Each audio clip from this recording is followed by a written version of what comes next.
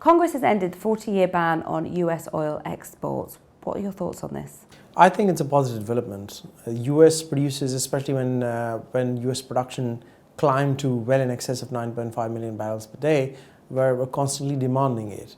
I think one of the few concessions that President Obama has made to the Republicans, but I think it was very well thought out that he extracted some concessions of his own and then gave ground on this. It's a positive development for the market, but let's be very frank, it does not necessarily imply that huge container loads of US oil are heading overseas. Some of them have gone to Latin America, some of them have reached Europe even. But I would say the volumes would remain in the lower thousands, as opposed to firing up that overnight the United States would suddenly start exporting 2 or 3 million barrels of oil, because you do appreciate the US is, and still remains one of the world's largest consumers of crude oil. So quite a bit of it is consumed domestically.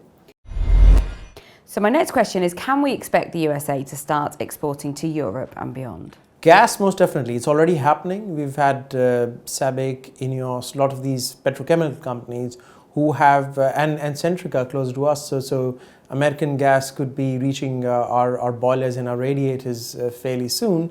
And a lot of these guys have signed long-term gas contracts. With oil, the case is not so clear-cut. It might be on an ad hoc basis. But with gas, there's a clear-cut case. A lot of long-term deals, long to medium-term deals have been signed.